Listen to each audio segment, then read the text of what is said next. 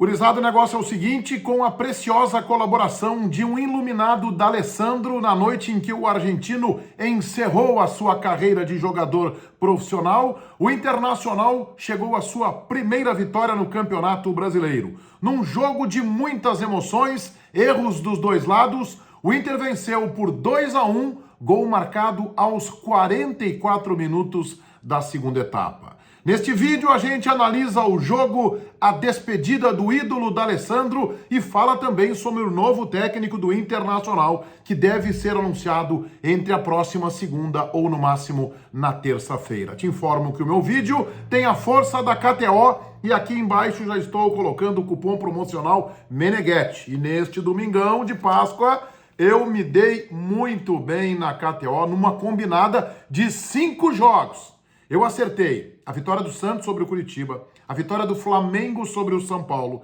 a vitória do Atlético Mineiro fora de casa contra o Atlético Paranaense, a própria vitória do Inter sobre o Fortaleza e a vitória do Bragantino sobre o Atlético Goianiense. Eu tinha colocado 20 pila nessa combinada de 5 jogos, não é fácil. Tava pagando 37,88. Saí com 511 pila neste domingo de Páscoa lá da KTO.com. Todos vocês têm que se inscrever na KTO usando o cupom promocional Meneghetti. Eu tô rodando a vinheta e na volta a gente fala da vitória do Inter 2-1 sobre o Fortaleza e muito mais. Valeu, KTO, quinhentinhos na conta para começar a semana depois da Páscoa. Cauã de Almeida, técnico interino do Internacional, manteve o 4-2-3-1, um Inter cheio de novidades, o retorno de Moledo, já antecipo, um dos melhores em campo, Gabriel e um atrapalhado Johnny numa primeira linha de marcação, D'Alessandro pela direita, Maurício centralizado, Carlos de Pena pela esquerda, mas Maurício e D'Alessandro trocando de funções de lado, de meio a todo instante, Wesley Moraes lá na frente. O Internacional que começou com a posse de bola, tentando encurralar, mas não conseguindo colocar o Fortaleza do bom técnico Juan Pablo Vojvoda, que faz um começo de campeonato brasileiro ruim no seu campo. Há 15 minutos, por exemplo, Fortaleza perdeu uma chance clara com o Moisés. O Internacional é um time fácil de ser marcado, ainda que o D'Alessandro se esforçasse muito e fosse o jogador mais lúcido do meio para o ataque. O Cauã de Almeida, técnico interino,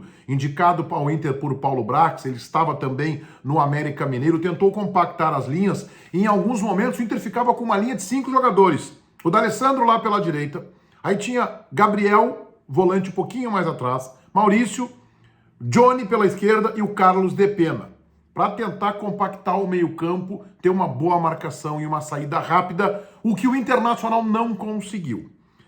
A 46 minutos, quando o primeiro tempo se encaminhava para um final de 0-0, depois de D'Alessandro e Maurício terem trocado de funções, Maurício para o lado, D'Alessandro para o meio, uma bola despretensiosa lançada na área do Internacional, e o Johnny fez um pênalti infantil, absolutamente, aliás foi num escanteio, infantil, puxando o jogador, o Landázuri, puxando o jogador do Fortaleza na área, pênalti bem marcado, anotado. É verdade, havia o Busto sofrido um pênalti que o árbitro não viu, não foi sequer no VAR, pênalti marcado. Iago Pikachu, a 50 minutos, colocou o Fortaleza em vantagem. E aí vejam como é o destino, o nome do jogo, o homem da noite, D'Alessandro, que estava encerrando a sua trajetória de 22 anos como jogador profissional, num lance de indignação, de habilidade de prender, de reter e de controlar a bola, mas muito mais de força. 1 minuto depois, a 51, construiu a jogada, um arremate forte, bola desviada, e o Internacional chegou ao empate nos pés justamente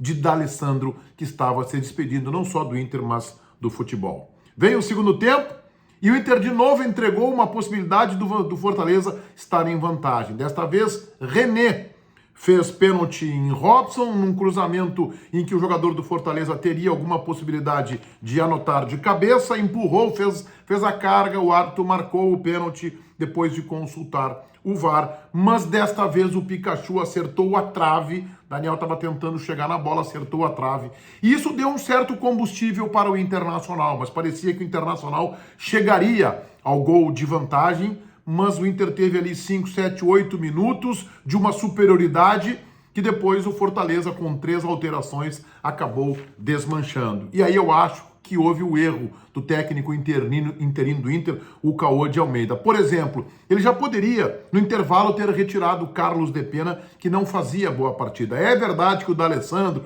41 anos completados nessa semana que passou, já dava sinais de cansaço, estava se ressentindo, inclusive, de câimbras. Então o Internacional acabou se sentindo isso, o Maurício também perdeu um pouco do ímpeto, Moledo crescia no jogo. O Internacional foi chegar ao gol da vitória num contra-ataque a 44 minutos com Alemão, aí foi um acerto.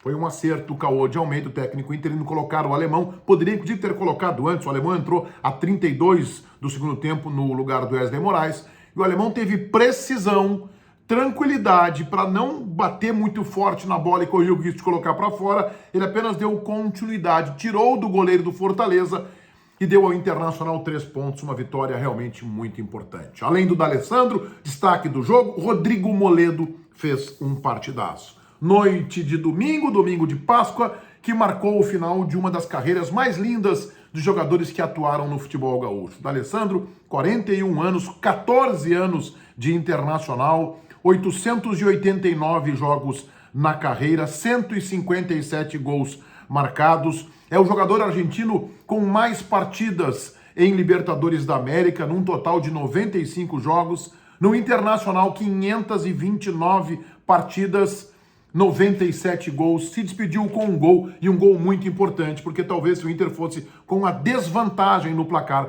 para o segundo tempo, teria poucas possibilidades de reação. A vitória do Internacional foi merecida, o Inter jogou mais que o Fortaleza, não que tenha tido uma atuação de luxo, mas foi uma atuação muito mais de transpiração, de entrega gigante, de dedicação dos jogadores dentro de campo, do que de organização tática, do que de lances de inspiração.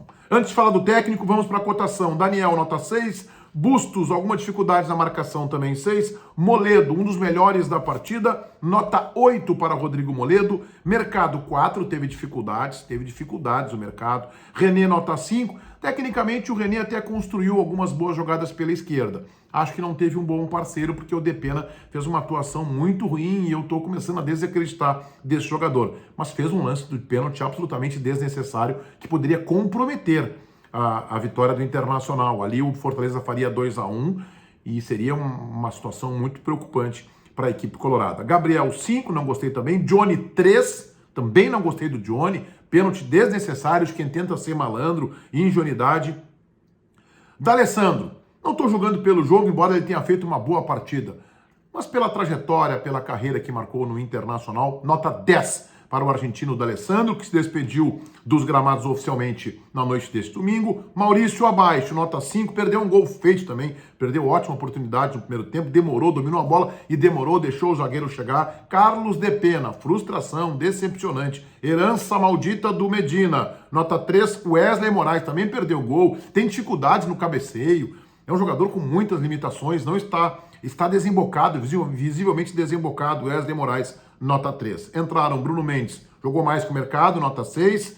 Uma boa recuperação num lance que depois foi anotado impedimento, mas teve uma recuperação brilhante já no segundo tempo. Dourado, nota 5. Acho que poderia ter começado o jogo. Acho que precisa recuperar, ter ritmo, porque tem que jogar nesse time do Inter. Caio Vidal, nota 5. Bosquilha também 5. Para o alemão, fez o gol, brigou, lutou, mais envolvido nos 15 minutos que esteve em campo do que o Wesley Moraes, nota 7 para o alemão. O Internacional que anunciou no final de semana o seu novo diretor executivo, William Thomas, que estava no Avaí e já trabalha no estádio Beira-Rio. William Thomas, diretor executivo do Internacional, confirmado, anunciado. Aliás, eu fiz vídeo aqui no meu canal, se você quiser saber mais informações. Ele teve algumas dificuldades, foi rejeitado pelos torcedores do Leão lá no Avaí, na ressacada. O Inter deve anunciar o seu técnico entre segunda e terça-feira.